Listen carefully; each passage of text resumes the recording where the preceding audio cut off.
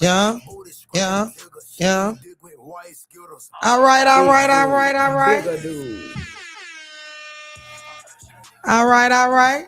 That'll work. All right, y'all. Good evening, good evening, good evening. It's April Lacey from Play It Safe. My nonprofit is Play It Safe Podcast. I'm with Pressure 23 Radio on iHeartRadio. Y'all tune in, tap in, tap in. I'm from Birmingham, Alabama. And I'm going to let you know a little bit. Well, Brighton. I'm going to break it down to Brighton because it's a little city called Be Right On. We call that Brighton, Alabama. I'm going to give you a little breakdown on where I'm from. I have a family that all went to jail in 2011. And that's going to be the topic of my discussion. We're going to go from my childhood to present. And then I'm going to show you, it's going to be, every time I say it's going to be Play It Safe. And then I'm going to tell you, you'll know why I chose Play It Safe. Because it's going to, let's see. I need to let you all know what it means. So, my Play It Safe nonprofit is to aid, educate, empower individuals who are currently or previously exposed to any type of drug abuse, mental health issues, and then even homeless. I started it back in 2018 with my grandmother, who's deceased now, Virginia Wright, her, my daughter, Aviana Lacey, and me. We all came together and made Play It Safe. So this is in memory of my loved ones as well. So I'm going to get together one day and try to get a safe house for everyone. So one day there will be a Play It safe house soon, coming soon. And I have a guest on side of me that you already seen on the flyer, but she has to introduce herself. And to the right of me, I have the lovely Kimberly Warren. Please introduce yourself, ma'am. Yo. Hello, everybody. Hello. Like she said, most of you know, the ones that don't. My name is Kim. I guess the topic of the conversation is the time that me and my family, me and my friends did time in federal prison, which is never nothing to, brag on. So don't never sit up here and listen to this right here where I'm at and think it's uplifting that shit, because it's not. First and foremost, you know what I'm saying? This is the after effects of some shit that happened 16 plus years ago. I'm a witness to it. And like she said, Play It Safe. I'm going to throw it back at them. All right. Y'all tapping in with us. We're tapping in. So let me go so I can break it down from you. Brighton is a little small town. We all from Brighton. It's a lot of us, and all of us know each other because we all in the same little neighborhood. And our poverty level is low. It's low in Brighton. So I grew up in a 1-bedroom house, and I had a great mom. Long live Sue Lacey. I have a great dad. They showed me how to make it as an only child.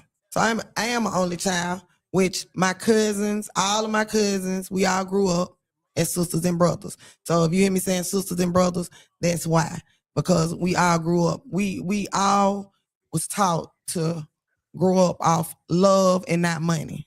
That's what Virginia, Jenny Mae, AKA, taught us. We was together as love. So, long story short, I was in a 1-bedroom. Now everybody else might have had a bigger house, like great big mansions and everything, but I only had a 1-bedroom. But guess what? I had the best company. Everybody used to always come up there. And one of my best friends since 3 years old, I got in the building with me. She came and she played with me. Can you introduce yourself, ma'am, over there in that corner? What's your name? Your name is who? Tamika Burrell. It's been my friend since 3 years old. She's been my friend since 3 years old, so we call her Sandbox. So Sandbox know the struggle. And to begin the topic, It's called Started from the Bottom, Now I'm Here. We here. So that's why I wanted to discuss a little bit on the background. If you grew up poor, I wouldn't say really poor because we had everything, because we had love, but we didn't have as much as others. We all grew up. When we spent the night with one another, we was all making pallets on the floor and in one room. I mean, everybody had to, but guess what? Our grandma fed the whole neighborhood. The whole neighborhood knew who Jenny Mae was. She fed everyone. It was never enough for Granny. She would feed anybody. Didn't matter. So my cousins, as I call brothers, one day they all got together and they were tired of being broke. I'm just gonna be real. And they came up with it. Everybody got together. They got together and came up with their own idea. It might have been wrong at the time, but it was quick money. So don't get the idea to go out there and get the quick money, because at the end of the day, he's a better person. All of them, not just he, all of them. This was Kimberly Warren. That's why I brought her on as my first guest, because she was the only female to go to jail with the men. And I wanted to bring her on today to get a first look on how it went on her perspective, and being a mentor for everyone out here on how to play it safe and how not to get yourself in that situation. Even though the money is quick money, and I know you don't want to go to work and work what maybe get paid every Friday when you can get paid every 24 hours, but everything look good ain't good because it has penalties behind it. And Kimberly Warren, I had a few questions for her or whatever, because I had to get it together so I can be all professional and things. So I had to go and get up a little. I just need to know a little bit. Oh, and by the way, you're gonna hear me calling her Pookie. We have nicknames down here in Brighton. So yes, Kimberly Warren is also known as AKA Pookie. So if you hear me saying Pookie, that is why. So Pookie, I have a few questions for you, ma'am. Mm-hmm. First of all, how are you doing today? I'm wonderful always, baby. That's the highly favored. And that's what we need to know. That's what we need to know. So being the only female that went to jail on the 1239 Mac Vegas Green Giant, and you can Google that because it will come up. If you Google Green Giant 1239 McDonald Street, it will come up. It was known all over the world. She's gonna give a little brief topic on it, on how she felt about the situation and how it made her a better person today. And she has so much more to offer to the world now that she has been to jail and changed her life. Pookie? Well, I'm gonna run it back a little further than 1239. And with the fellas, cousin, brothers, because the same way my cousins, my brothers. It started more so as we being kids, you know what I'm saying? And it wasn't about money. It was just the place we was at, you know what I'm saying? And what it was doing at that time. We 80 baby, you got 70s and 80 baby. So at that time, drugs was a way of hanging, We hung on a block before 1239, 14, 15 years old. Me, I am a teen mom. I was 14 when I had my first son. So never thinking about money or flash or fast. I was thinking about surviving, taking care of that one child that I had conceived at the age of 14. So that put me around those same fellas that damn near 20 years later, we all got incarcerated together. We started out on one block, on one street, surviving. Not for fast money, but we had responsibilities. We had homes, we had houses, you know what I'm saying? We had kids at young ages, and just being the type of people that we are, there's nobody else's responsibility. The state couldn't take care of mine. I wasn't even old enough for an ID. So that was my way. And at the age of 31, I was indicted on a, indictment, 16 man, only female, did time in federal prison. I just got to stop right there. I got to get this. The only female that able to get right here, talk so professional. Yes, ma'am. I gotta give a round of applause for Miss Kimberly Warren because Miss Kimberly Warren is holding it down. Miss Kimberly Warren holding everything down. Yes, ma'am. I just had to stop and tell you, play it safe and give you applause to that, ma'am, because I wanted to stop because I had to give her an applause. She said she was a young teen mom. It's hard being a young teen mom out here. So that's to motivate you all too. Just because you have a baby young doesn't mean that you can't make it. You see, she's still here. She raised them all grown and still made it and have a positive outlook on everything. And like I said, she's going to be a great mentor for us with our Play It Safe. And y'all I had to interrupt her with that. I'm sorry. I just had Look, to. she been I interrupt too many times. I'm an avid marijuana user, so we can't do that too many times. And we want to keep this thing pimping. We ain't gonna play. We gonna play it safe, but we gonna play it real always. You know what I'm saying? But back to the matter at hand. Hold on. No, I'm just teasing. I'm just playing. But just to keep it on momentum for real though. You know, people are getting misunderstood and they'll give bragging rights to some bullshit, you know, or they'll take that a person take honor in the way that things had to be in their life. I was an adopted child from a mother who took care of her mother. She was on a fixed income, so I did what I had to do. Ain't no begging and ain't no borrowing in my late father's voice, you know what I'm saying? So being that my mother, my father, my uncle, all these people's on drugs, it was very easy to do. And like I said, the brothers, the cousins, the people in the neighborhood, same thing, same situation. So that was just like a way of life for us. Nothing, never looking for fast money to buy anything because it was to take care and keep the things that we had, you know, until that day came, you know, and everybody came home and, you know, situated themselves very well. We just had one to drop, you know, and everybody's big home, dog. you know, and that gets a round of applause. Everybody's free that day. I thought it would never end. You know what I'm saying? Yeah. Them folks were giving out football numbers, but if we're gonna talk to the people, let's say this: selling drugs ain't never been cool, even then.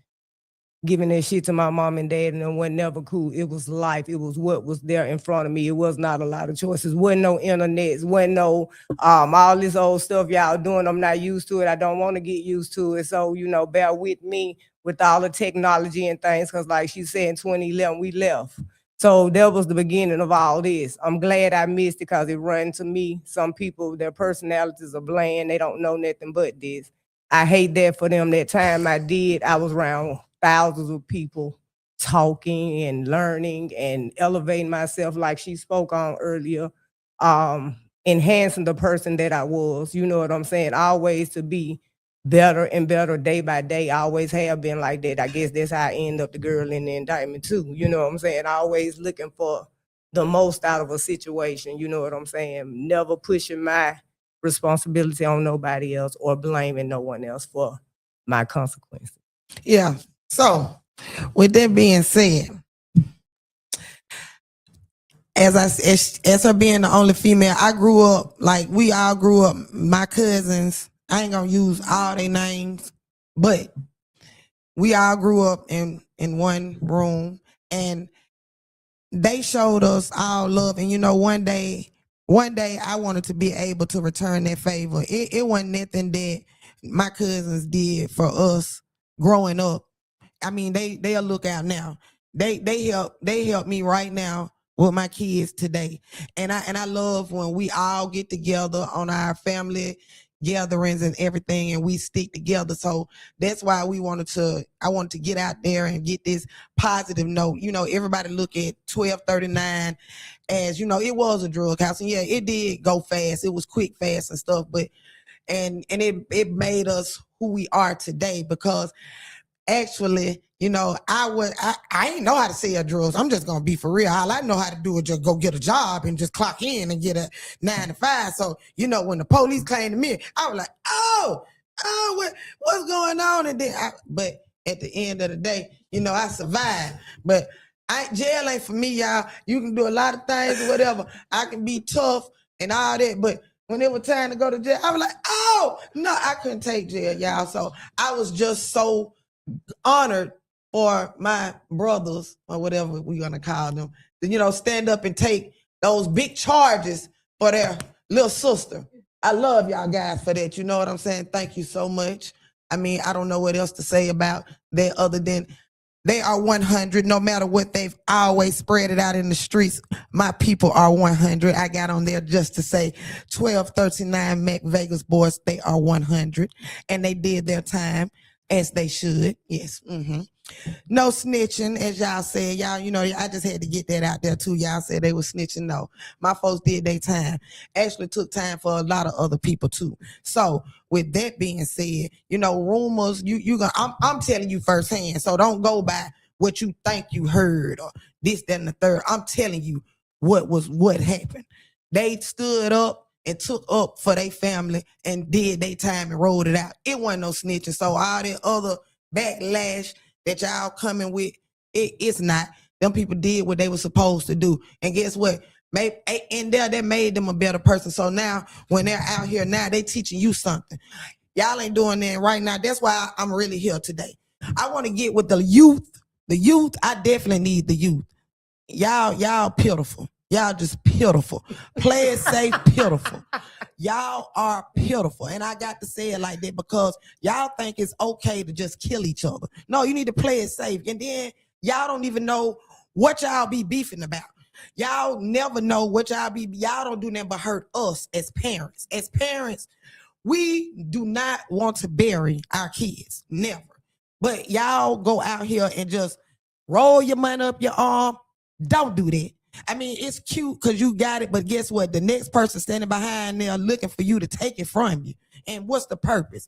That play it safe. You're being dumb. You're being dumb. You got to be smarter than that. I want to educate y'all on quit being dumb. Quit being flashy. You ain't nobody got to know what's in your pocket. Let them guess sometime. You get what I'm saying? Like some of the stuff is just uncalled for. Y'all ain't playing it safe out here. Y'all being dummies. You got to play it safe out here, baby. Like one thing about it, two things for sure. I lost my mama. I was the only child. My mama ironed my clothes. My mama died in 2020. That was 6 years ago. I just learned today how to get together for myself. Because I didn't know how I was going to make it when my mama died. I promise I didn't know how. But my daughter, that's 27 now, I'm gonna give applause to her, and she has a business. You know, go tap in on that Get Glazed by Avy. By the way, I'm throwing that in there. You Get Glazed by Avy. She can do it all. I throw that in there. But yes, she made her own business, and that is how she graduated. Cause mama didn't know what she was gonna do. I didn't know what to do, how, but I knew one thing. I knew I raised that girl good. That girl got herself through school. So that was a good part of me that showed. When she saw that our whole family went to jail, she went positive. She was like, it's something that I got to be able to do to be able to help my family in the long run. So that was something positive too. So every time you look, like a lot of our kids in our family are doing different things and stuff, but y'all just, it's the drugs. And then I'm upset with a lot of things too. A lot of people that I've went to school with, I see them walking in the streets now. That's another reason for my play it safe. I don't like that. I would love to help them. I would love to get them somewhere to stay. I want to do something for them. It hurts my heart. It saddens me to see that they're on drugs and they can't take care of their kids. And I almost want to cry because it's wrong. It's definitely wrong when my people was selling the drugs, but at the time, it was like she said, it was for survival, and everybody has learned their lesson and stuff. But I just want to do the right thing moving forward, and I want everybody to, play it safe. My own people, mental health. Let me go to mental health. Let me jump into that too. Mental health. A lot of people don't want to get medicine, but y'all need it. Need it. Some of y'all need medicine. I'm here to tell you, if you sitting up there thinking every day that you need to beat and whoop on people, go get you some medicine. Because look, I'm being real. We talking, so I'm being real. If I'd have been on my medicine like years back, I probably want to beat some of y'all up like I did. But God is good, and I'm so glad for a change, and I'm dead serious. Like, I don't even care about y'all no more. God bless y'all. The Lord has blessed my heart. But y'all still need to play it safe. It's still that, but I don't care anymore. Like, And that's what I'm saying. So I'm not ashamed. I'm here telling the world that it's okay, and we didn't ask to be with mental health. People were born like that. That's come through heredity. So I don't want nobody out here thinking that people just want to be crazy. People don't want to be like that. That's heredity. That means it was passed down to them. It is okay to take medicine. Sometimes people seek help. And it's also okay if you're in a depression stage. Sometimes a lot of things go on with people, grief and everything, and it's no way to tell people how to grieve. You just have to, play it safe. But what you have to do with that is you have to get it out as well. You can't walk around and take it out on others. You have to cry, scream, and then once again, go get help. Speak to someone. Take medicine. A lot of people just hate that y'all want to abuse the wrong drugs. That's what I'm trying to say.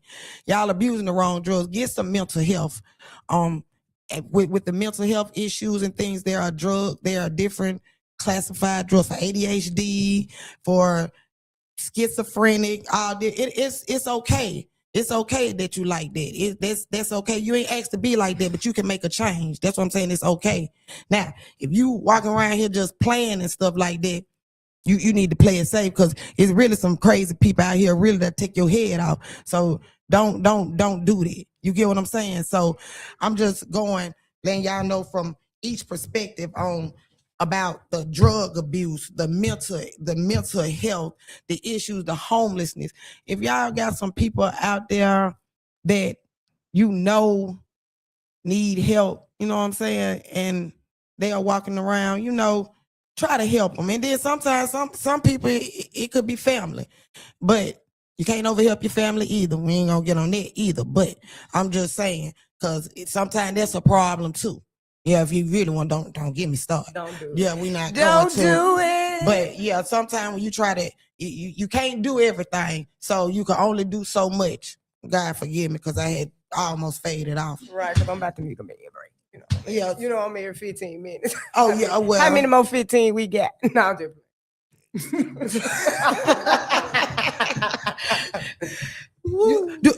We need to take a break. You need to break. No, you got it. You go. You need to take a break, ma'am. No, ma'am. You sure?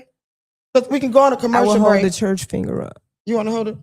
Yes, I will. You will hold the church finger up? I'll give the church finger. Okay, well, y'all just, play it safe when you're doing it. No, I'm going to have a break. I'll do the church finger, but we shouldn't need one. We shouldn't need one? All right. Well, we're back on the serious tip. I'm back. So let's be for real, though. Let me just give so I told you the bad side. Let me give you a good side of my perspective, though. Let me be for real, because I joke a lot, too.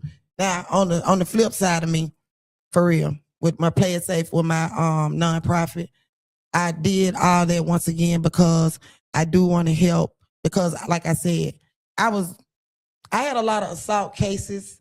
I'm not proud of them, and no, I'm not smiling about I'm smiling that I've came forward and I became a better person. Now I'm a certified phlebotomist. I work for a great doctor, and then he's worldwide. I get to stick out to patients worldwide. The God blessed me to see fit for another chance, because being real, let's just talk about, I'm not ashamed.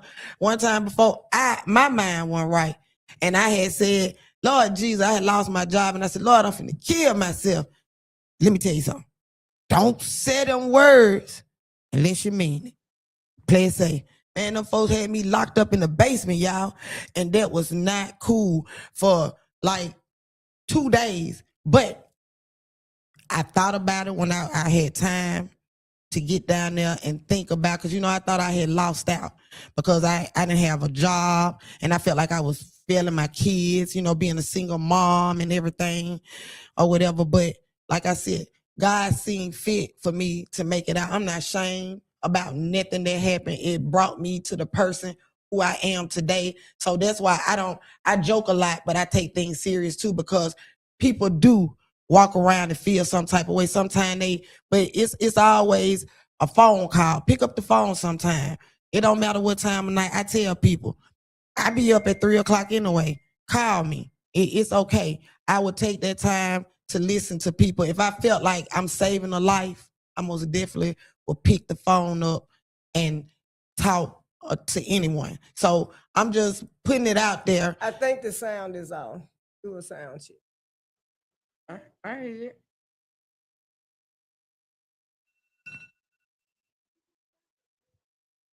Okay, somebody just text. No sound?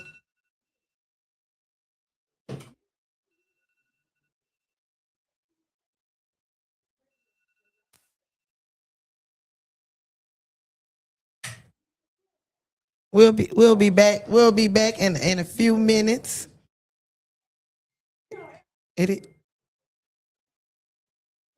Yeah, Muffin was saying everybody was saying they couldn't hear, so I don't know where they look at what platform.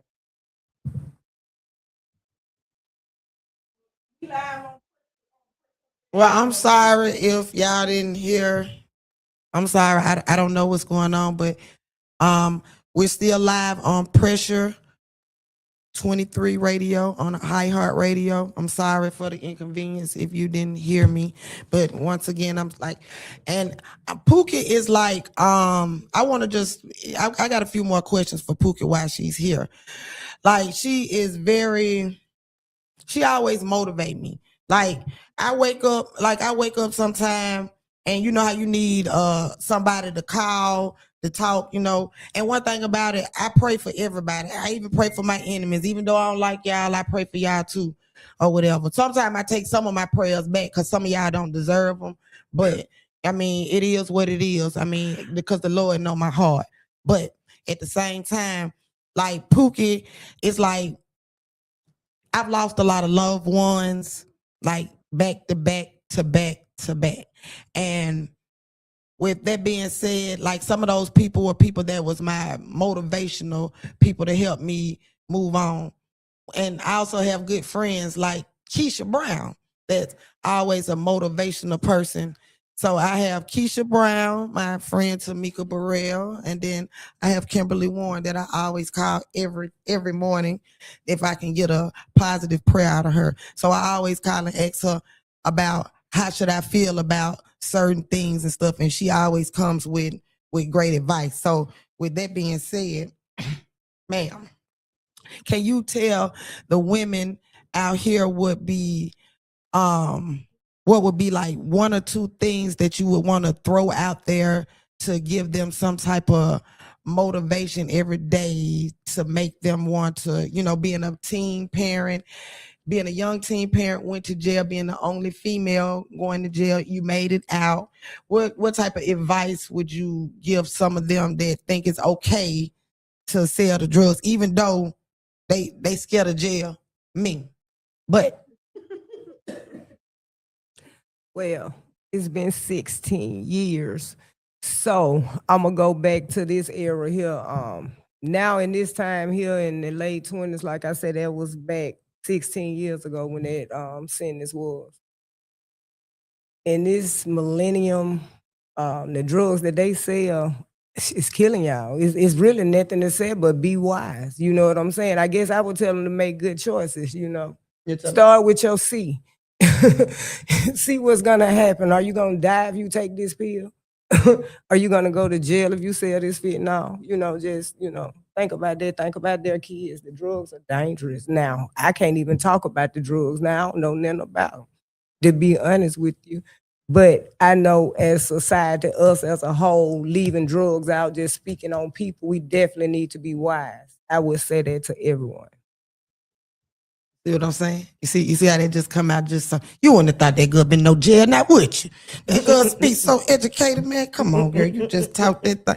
I mean, I just coming from in our little city of Brighton. Well, I was where Martha Stewart and the women off of Wall Street was doing sunset yoga. Now I ain't go to the state penitentiary. Don't get them fucked up, baby. It was a nice little bit. I ain't gonna lie.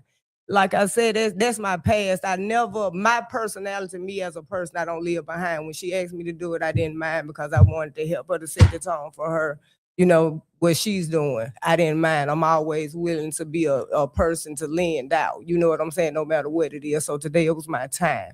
A little bit of my testimony again, over 16 years. Before then, great choices. You know what I'm saying?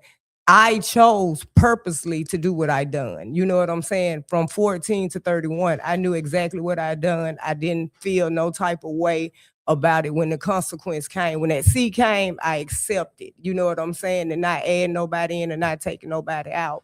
God is always good. I didn't even get what I deserved, to be honest with you. They had the shit all backwards. I still hear it backwards. I hear it backwards today. I'm going to let it ride like it ride. That shit was 16 years ago. But just kids today, people today, is more dangerous than it was back then. I don't even be out here. Drugs, pills, all the doctors went to jail. Now we can talk about that. In 2011, when we went, a lot of your doctors went too. A lot of your educated people went too, and that's why they're not giving pills out today. Most of the pills they're getting are pressed and fentanyl because those doctors are not writing people pills like they were back then. Oh wow! So You know that's what what I'm they. So they saying? done cut So that out. that's They why done messed every that other up. day people are dying. So the doctors who were trying to take care of their family Right. or whatever they scratch was to put them in that arena to make those choices that landed them in federal prison. Yeah. Plenty of doctors went to jail. So During that time with us in our indictment, pharmacists went to jail. Oh, You know what I'm wow. saying? A lot of people. It wasn't. Jail is not labeled by a criteria of people. It's by choices. It's not educated. Like I said, I was in there with Martha Stewart and them, and the people I watched. Those are very smart, educated people Right, who right. made a conscious choice to take that money. You know You was what in I'm there with saying? Martha Stewart, girl. So the people, no, she had just left. She just left, but yeah, Camp Cupcake, yeah. Okay. But the people who were on her case, it was plenty of people like our case. You know what I'm Right. saying? Most times the Fed get you, they don't get one, they get many and plenty. So don't y'all forget that either. But I have a question. So that what about that morning? The morning that they came to actually pick you up to take you away? Like, can you describe like how they felt? Like where was you when they came and got you? And how did that feel? When like I said, we was on the phone. I was on the phone. I knew they were out because they was at all of us at one time. Right. So we was all on the phone calling back and forth, trying to see who they was getting and what they was doing. So again, I had kind of already accepted it at the door. Right. You know what I'm saying? So you already knew they was on the way to get you when they was to pretty get you. much. I didn't know they were coming at me, but I knew they were in town. You know what I'm saying? And I looked out my back door and they were out there. Yeah, because they were coming for me. They were coming for me too, y'all. But I was so glad I was pregnant too. Lord, my water was finna break, Jesus. They pulled us over on side the road, y'all, you hear me? And rode in the car with us. Man, I had never in the car with us. I ain't know what to do. I said, what I did, Lord. I said, I don't do nothing but 85, sir.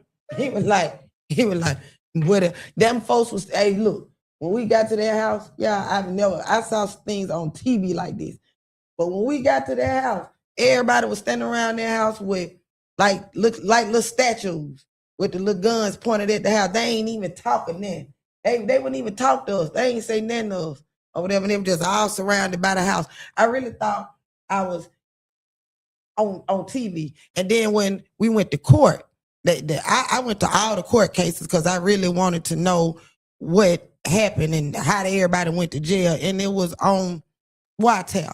They was wiretap, so it was communication. So with that being said, like on your communication level, on any way, y'all, you need to learn how to communicate. Whether it's talking on the phone, communicating with a person. The topic for today will be, before I get off of here, it's going to be communication, and y'all take that with y'all. Please remember how you deliver and communicate with someone. Communication is a big thing. You can get a lot of people to do different things by the way you communicate with them.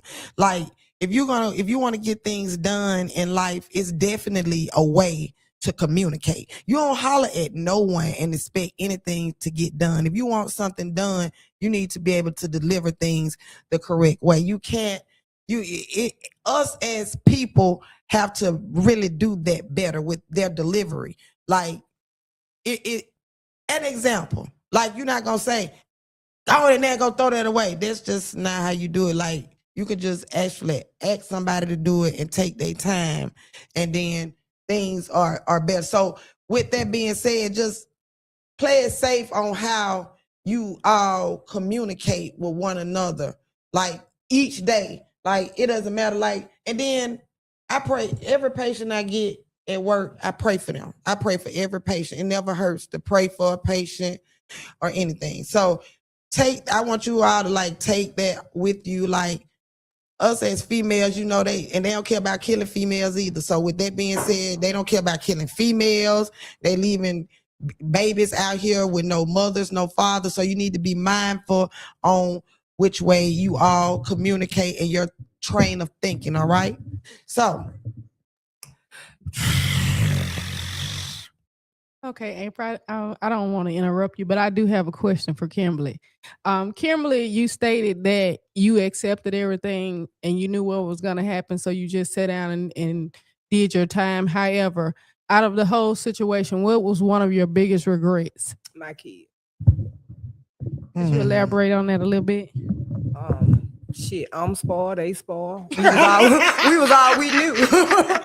But I've never lied to them about nothing. I never hid nothing from them. Like I said, mother, father on drugs. I never, painted no picture for them.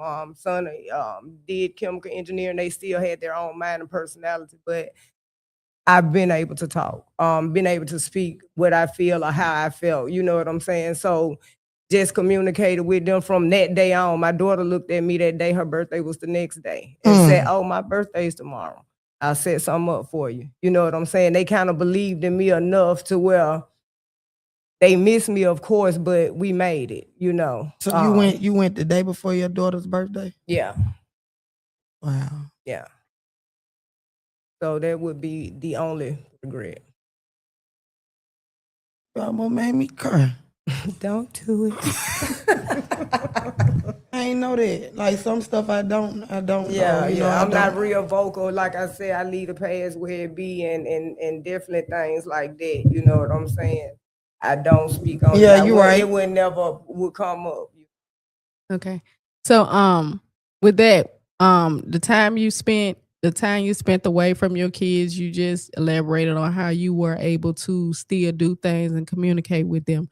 So everyone has a home plan.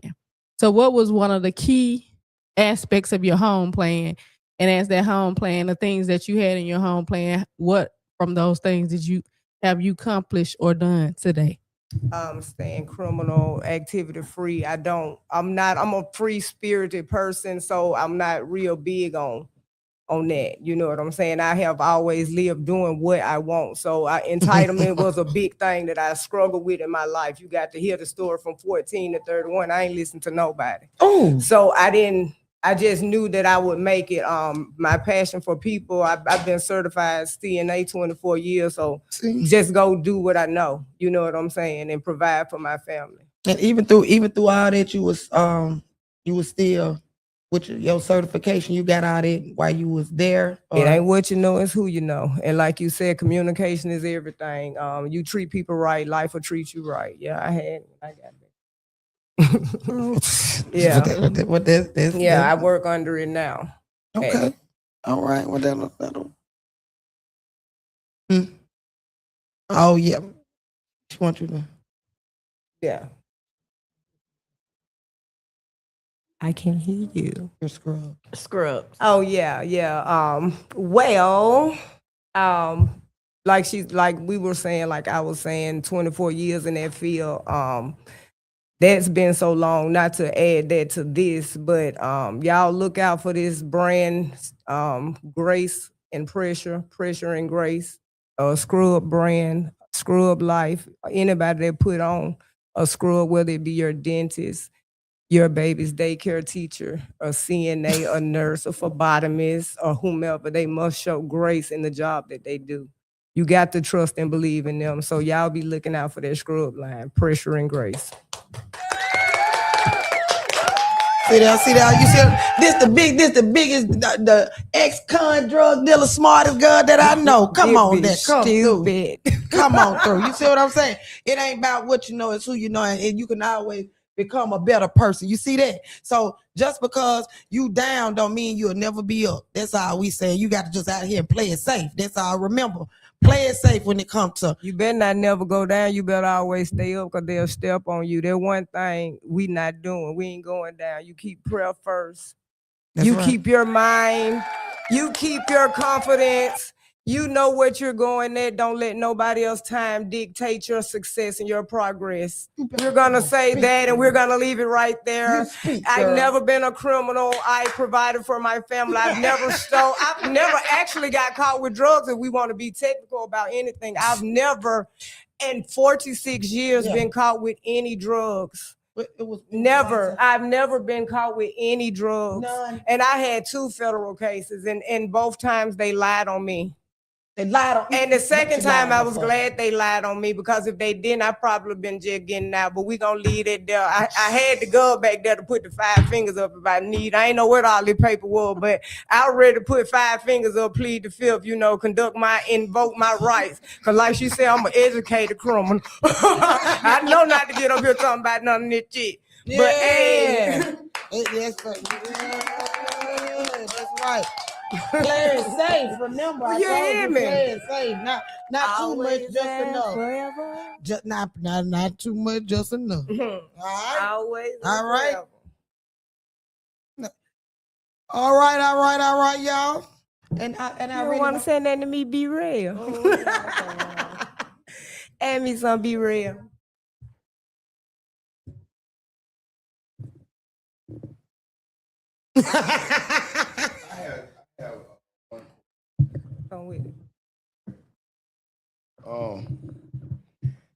If you could do it all over again, what would you change what would you think that if y'all could change something to make it a better outlook, what you think that would, I know that April said that it's the communication thing, but what do you think it was that kind of, what would you change to maybe where y'all would end up in those same circumstances? Well, like I said, it didn't start at that spot. This was something we had been doing over 2 decades. It was time for a change. It was time for it to end. My first day in the county, I didn't cry. I laid on my top bunk and I read the Old Testament. Been a thug. You know what I'm saying? I read the Old Testament and I seen my family being broke down in the words of Scripture. So I look at things way different than people do. You know what I'm saying? But I never thought of changing anything. I think the era that we was in, because like I said, we talking about the early 2000s. Yeah. When most people were doing it. Now, you couldn't get those fellas to touch that shit. You know what I'm saying? Those people are working men and been working over 5 and 10 years. You know what I'm saying? I don't even know if they'll have a conversation about it because it's a past life, you know. But me personally, I probably would have stayed in school. And I'm gonna tell y'all young people that I'm in school now for LP, and I just went back to go with my scrubs because, you know, I'm a bona fide hustler and I'm certified smart. So never, like I said, never let nobody dictate what you do. Never. Because it never stops when it comes down to and I want to introduce something. I lost my son, some of you may know. And I look and I listen to a lot of things, and, you know, she wanted to say something about communication, and I wanted to say something about empathy and sympathy. Y'all got to sympathize with these people. It's people out here without their parents. It's kids out here without mamas and daddies. It's mothers that have lost their kids. You know, y'all got to show a little bit more sympathy and empathy in order for to soften the heart and push love out. Oh. See what I'm saying? You deep, girl. You deep. You be taking me there sometime. I mean, also, I want to say one thing about the situation that you guys was in, right? Mm-hmm. Let's just be honest with the world. Since you're on the interview, there's really no rehabilitation for the dealer, but selling drugs is an addiction just as well as taking them as well, because most drug dealers, they take chances. If you don't have it in your neighborhood, you may have to go to Birmingham. I know you say y'all from Bright. You may have to leave outside of your little comfort zone, go to Bessemer, go to Midfield or something like that sometime to do what you have to do. I'm not saying that was the case, but just like people that's on drugs, sometimes as a dealer, you take chances in order to keep doing what you need to do, whether you go to Atlanta, New York, California. So when it all boils down, it's more of an addiction too. So technically, I want to applaud you for rehabilitating yourself because there's really no rehabilitation for the dealer. You get what I'm saying? I totally agree. You know, they handle dealers almost worse than murderers and all that other stuff. You know what I'm saying? But they don't really give a true dealer rehabilitation. They want to talk to you and put you in these classes where you have to take drug courses and this and that. But the courses that you're taking, unless you're really on drugs, but even if you're on drugs and you're there for selling drugs, is there really rehabilitation for the dealer? It's not. It's a choice to like it was to start. But I will say this: I took a program in the Feds, RDAP, and I think a lot of people do. They need to put it out in 9th grade for everybody to take. What is it called? RDAP. It's a program, and it was nothing about drugs. It's a 9-month intense program that kind of brought you back from childhood to birth to see why do you make the choices that you make. It's identifying feelings and why you do the things you do. Love is a trigger for me. You know, it helps you to find triggers and why, because I love my kids, like you said, I go from Maine to Spain with that pack, you know, or whatever I needed to do besides sell my body. I'm not fast and I'm not flirty. You know what I'm saying? So that was my choice to make. Once I turned, like I told my kids, once I turned 18, 17, I could have did something different than I did. I went and got certified. But again, my entitlement issues and my personality and still being so young, I wasn't making good choices. And I can admit that. I can even admit it then. So that's why I was willing to do what I did to the extent that it ended. So can I just ask you or kind of say one more thing? You know, why I say it's an addiction, right? You did all those things. You wasn't just selling in 9 to 5 all the time. You was also a model citizen, actually going on a job and clocking in and doing the right thing. I was doing all of it. But your other life, your alter ego kind of took more control over, you know, like we got to learn as people, whether you black or white. I'm talking about people. You need to stop in general while you are ahead. I'm not saying that glorifying selling drugs because you're here now saying that you're not glorifying it, but sometimes it should be just for what it may possibly be to help you when you're down and out. But once you get better, you know, or get on your feet or like how once you start working and got certified, you know, had you maybe stopped, you wouldn't have probably been indicted on those situations. Because I know a lot of people that do the whole enchilada just like yourself. So I applaud you for not just doing just that. Because let's just be clear, you was paying taxes, you was working, but also on the other end, man, just working don't really get us where we want to go, especially if we know that we want a little bit of everything and we want to live a certain way and maintain a certain way. But we as Black people, most importantly, we got to learn an exit strategy. We got to learn when to exit before things get bad. Is it that, you know what I'm saying? Do you feel like everybody want to be greedy? Like, I ain't gonna say greedy. That's why I say it's an addiction, because once you get addicted, you don't know how to stop. It's like anything else, but they give you rehabilitation, not for drugs, for eating disorders, for eating too much, for all of these different things, but there's no rehabilitation for your addiction and the addiction that a lot of people have. You know what I'm saying? And that's selling drugs. You know what I'm saying? There's no real you know, rehabilitation for that. But you know what's sad? Just to come to say that, you know what's the sad part about it, just being real? Like, even selling drugs, you said it's an addiction. Like with mental health, it's like an addiction with mental health too. Like sometimes you really, it really be like that. You really think you're gonna beat everybody up. You get what I'm saying? Like all the time, it just be in your head. Like you just I'm gonna do this, I'm gonna do that. So I'm saying that also to say that you coming along, I'm glad that I've came a long way myself on playing it safe myself, because I did things that weren't right either. And they weren't just about selling no drugs, because I ain't know how to sell drugs. You know what I'm saying? I knew how to beat on everybody, but that wasn't never the right issue. You get what I'm saying? Like every time somebody used to bother me, they used to bother me. So you were more like an enforcer then. You weren't really the person. You was I'm just saying she already said you know, like a you know, I know people that know how to do that, which is make money real great, but guess what?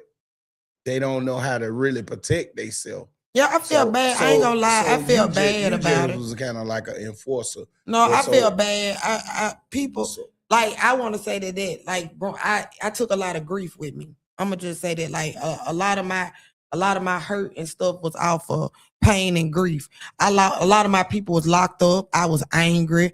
A lot of people died. You know what I'm saying? And so you know how you don't know how to show your emotions or show your love or something, and then you kind of sometimes it wasn't even all about that. Like some people just come at the wrong moment. You get what I'm saying? Like my mind be on a whole nother thing, and then somebody get to bother me, and I just overdo it. But I do know that I know about the consequences. So what made you better and what made you stop? I'm gonna ask you a question then. So what made you better and what made you, I ain't gonna say stop, but what made you be able to channel your anger a little better? You just got a little older, a little wiser? No, or let me tell you. Was it like some type of counseling you went through, or what was my children? It got sad to me when my kids had to come telling me, "Mama, what is you doing?" Now, when you got your children, gotta put advice and give you advice on how you acting and stuff. That means you got to sit down and reevaluate. So I had to go reevaluate myself for my kids because they was just like, "Mama, what's wrong with you? You just losing out." Didn't know that I was just lashing out, just so angry. So my kids is the one who had to talk to me to let me know, hey, that ain't the right thing. So I appreciate them too because they got me where I am today. So I have one more question for Kimberly. Mm-hmm. So in certain situations, I'm not saying that this is the situation you were in. So in certain situations, a lot of people are put in these situations due to other people not being able to handle the consequences that come behind their actions.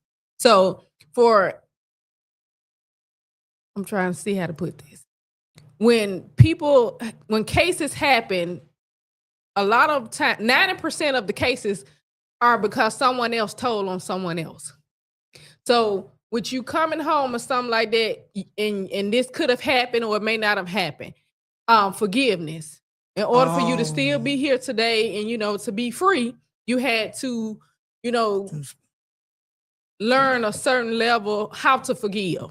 So when did you adapt to the situation that you have to forgive people that actually hurt you? Because sending someone to jail is one of the most hurtful things that you can do to a person besides killing them, because you're taking that person from the people that they love the most. So when did you get to the perspective like, I gotta forgive and just let this go, especially if you had to see these people every day? Like I said, I went in with the Bible. I never let it go. I learned some truths. I learned some things about two gods. The one that I was serving, which was the one I made up to be for me, that let me get away all the time, that let me have my way all the time. And then I met the real one that came with discipline and structure and correction. You know what I'm saying? So in reading that Bible, even before I got to prison, in my 10 county months, I had released all that out of my heart because I had to pray for my kids in order for them to be watched. And I couldn't, nothing but me believing what I was saying to be true and me believing what I was reading to be true. I couldn't hold no kind of hate in my heart for nobody. So within that 10 months in the county. Oh, wow. 10 months? Yeah. It probably didn't take that long. He was working on me. He was working on me quickly. So I think that if I probably would have went to jail, it probably would have worked in 24 hours because I ain't good for jail. But in actuality, I'm just getting better. I would say the same thing for me because before that, I had never been in trouble, very spoiled. Like I said, never heard, never had, never nothing bad. You know what I'm saying? Like real nigga shit. Like nothing, and these people showed up. So don't you kind of feel like that was unfair? Like that was like 14 to 31. I can't act like that. that would have hurt my heart, and I never would have been able to forgive because I wouldn't been truthful. If I lied to myself, I couldn't forgive me and them. Okay. But to come back to your question, it wasn't for a certain lifestyle. By 17, I had to. Again, my mother was taking care of her mother on a fixed income. I had to take care of me and mama now. So it was never about none of that. You know what I'm saying? And it just, days went to nights and nights went to years. Girl, you deep. Be taking me down. That's why. I'm almost 50. You look good to be almost 50. That what you say? We 45. We 45. 46. 46. 46. Oh, you just 46. 1980. 423. So how old were you when you went? 31. You were 31 and you over 16 years. How long did you have to do? I did 3 years and 10 months. You on a 51-month sentence. You're a strong girl. Like, I promise I wouldn't have made it. Like, that's why I look up to you. I do. I look up to any female. I look up to any female that made it because my mind structure ain't built like that. You think that you would have adapted? I promise. No, I promise. One thing about if you who you say you are, you would have adapted. I can't hardly breathe. I had a few fits. I made the Coleman County give me cupcakes. Like I said, extraordinary person do extraordinary things. I was in Coleman County with the worst. I looked at girls throw up and have seizures, and repented with them and asked for forgiveness through them. You know what I'm saying? So working all that out, God just show favor and little things that make you happy. So you would have made it if you would have stayed connected. Because again, my first birthday, I had cupcakes in Coleman County. Like, for real.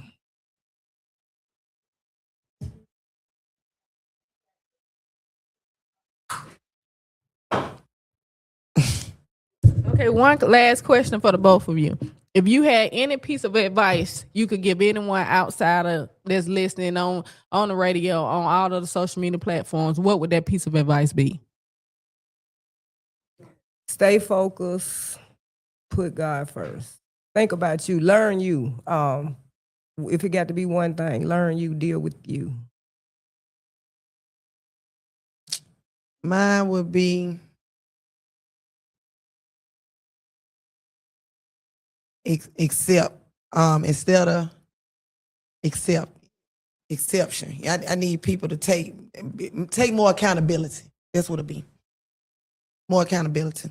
Yeah, like when you know you're wrong and when you know the situation is wrong, go ahead and make that accountability. Go ahead and you know it's wrong, just stop and just tell the truth. And you know what I'm saying? Quit lying because you know it don't be right. So go ahead and take accountability for more things that you should. That's it. Because I'm glad that I didn't used to take accountability, so I am proud of myself for taking accountability now. And I have learned a lot from my past. My past brought me to who I am today. I am a better person. I didn't like who I used to be, but I love who I'm becoming now. And that's why I want to be able to spread that love. I want to repay my family back for whatever they did for me. I never have enough love. It ain't, like I said, it's not about money. It's just I want to love to get together and see them. I got so many memories with them. And I want to just keep making memories with my family, like happy memories, because it's always sad things. So with that being said, I hope that my folks in heaven are proud of me. And once again, I lost a lot of loved ones. And, you know, I wore his pen today. Long live Bray Bray. I definitely wasn't going to forget you. I was going to throw you in there at the end. We got them in here. Our family members. We play it safe. And God bless. And I'm sending a prayer out for everyone tonight that needs one, whether you're grieving, whether you don't know if you're finna lose your mind. I'm gonna pray for your mind. I'm gonna pray for you financial. Just pray. I mean, I'm just sending out the prayers for you all because that is what the Lord sent me here to do. I do send out prayers and I do pray for people. I even pray for people that I don't like. And I can't help but to be honest. I do, and sometimes I do want to take them back, but God said it ain't right. So, and I took that accountability again. So with that being said, y'all just play it safe and y'all have a blessed night.